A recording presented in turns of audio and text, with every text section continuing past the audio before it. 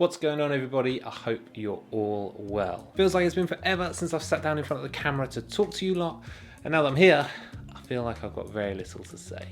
No, that's not true. We're making a strong comeback with this video. Thought we'd celebrate finally getting a YouTube video done by making some incredible chocolate chip cookies inspired by the Levain Bakery. Is it Levain? I hope so. Now, I know I'm a little late to this party, loads of people have already done them, and I haven't actually had a cookie from the Levain Bakery, but I thought I'd just try and knock some up and see how we get on. Right, let's go to the table. Actually, before we start, I do have a quick thing I need to tell you, but if you don't care, then feel free to skip to this point in the video. Oh, you care, you're so sweet. So just a heads up, I'm going to be trying a slightly different filming style than you're probably used to. If you've seen the channel before, you know that I film from multiple angles, and that is, to be honest, a little bit hectic and a little bit stressful for me. It takes up a hell of a lot of time, and I'm just not producing as many videos as I'd like, and I'm quite busy, but I want to do more filming, so I'm going to switch things up a little bit. Recently, I've been doing a lot of overhead video recipes for different clients, and to be honest, I've really enjoyed it. I think it looks really good, and I've been able to produce way more than I have done for this channel. So I'm going to try and switch things up. I'm going to try it out here on the channel for a little while, see how it goes, see what the feedback's like. So be nice, and hopefully continue this way moving forward. So apologies if it offends you to your very core.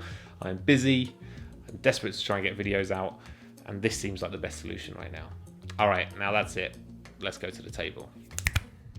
So here we are at the table, and the first thing we need to do is get the butter for our cookies ready. I love using brown butter for my cookies, and now that I've started, I just can't have them any other way. So get 280 grams of unsalted butter into a pan, and then what we're going to do is measure the pan and the butter together. You're going to want to remember this number, write it down if you have to, because we'll need it later. Place the butter over a high heat to melt it, and then bring the whole lot to the boil. Once the butter is bubbling and foaming away like this, whisk it from time to time and keep a close eye on it.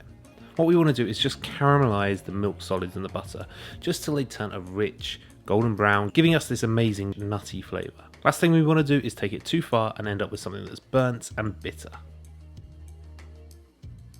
So keep moving it around while you're cooking it, and once the butter looks like this, it's ready to go. Plunge the bottom of the pan into a bowl of cold water to stop the cooking and prevent the butter from going too far and burning. You don't need to get the butter completely cold, it's really just to remove the heat from the pan. Once this is done, place the pan back on the scales, and we're going to add enough cold water to the brown butter just to bring it back to its original weight. And with some quick maths here, I can tell you it's 48 grams of water we need. Yours might be a bit different, and that's why it's important that you remember that number from before. Doing this just helps balance out the water and the fat ratio in the butter, so we don't end up with really greasy cookies. Just over. Don't you hate it when that happens? I'm sure it'll be fine.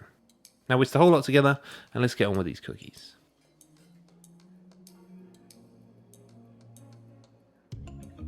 In the bowl of a standing mixer, place the browned butter along with 300 grams of brown sugar, 100 grams of caster sugar, 3 grams of instant coffee, and a tablespoon of vanilla extract. Attach a paddle to your standing mixer and beat all the ingredients together. I might change the angle here because we can't really see what's going on. That's a bit better. So beat all the ingredients together until light and fluffy. You're going to have to be patient here because this is going to take about 10 minutes, but I promise it's well worth it for the end result of your cookies. While you're waiting, get your eggs ready. You're going to need 2 whole eggs and 3 egg yolks. And once that's all done, all you need to do is wait out the butter and sugar. It's pretty hands off, so just try not to rush it. Once it looks light and fluffy and creamy like this, you're ready to go.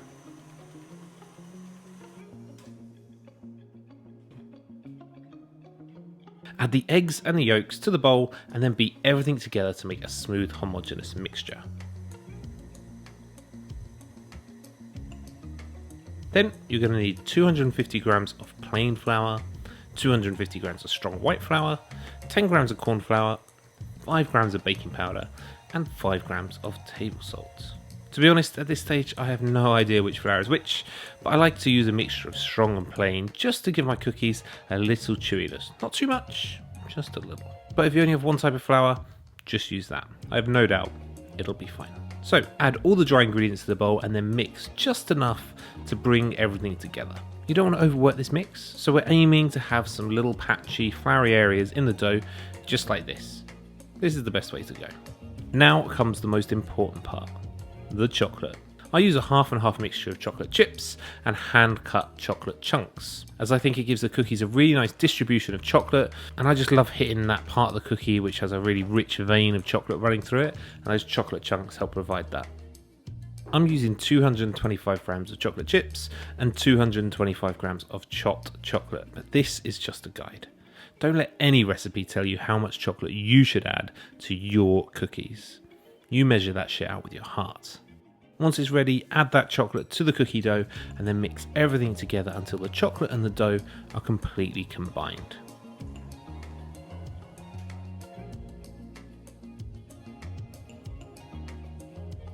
Now I read that the Levain cookies use about 6 ounces of cookie dough for each cookie, but I just can't bring myself to work in imperial measurements, so I'm measuring out 170 to 175 grams of dough for each cookie. Roll the dough into a ball and place on a lined baking sheet, and continue to do this with the remainder of your dough. Obviously, if you want to make more than 10 cookies, you can always make these a little bit smaller, but today we go big, we go home.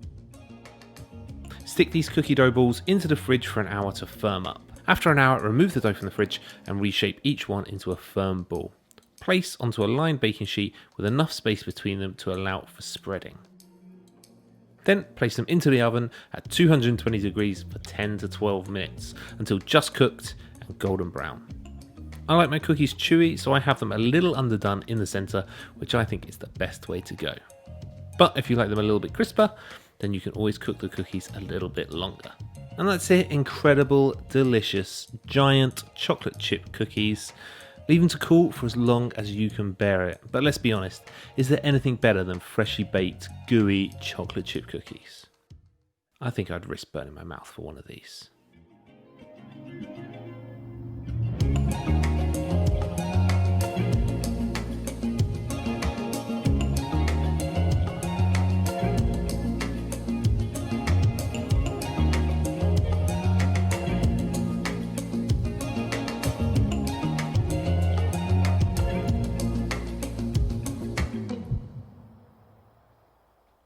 So there you go, big old fat chunky chocolate chip cookies. Now they don't strictly look like the Levain Bakery chocolate chip cookies, but I'm still pretty pleased with how they turned out. More importantly, they taste incredible, so you've got to give them a go. If you do, let me know in the comments down below what you think. I don't even think it's appropriate for me to tell you how many I ate after I stopped filming. Thank you so much for watching this video. If you like this recipe, let me know by hitting that thumbs up down below. And if you're new here and you like what you see, why not consider subscribing as well? We just recently hit 5,000 subscribers and I can't thank you guys enough for subscribing and supporting the channel. Hit me up on Instagram or Facebook. I love to see what you guys are getting up to. I'll see you in the next one.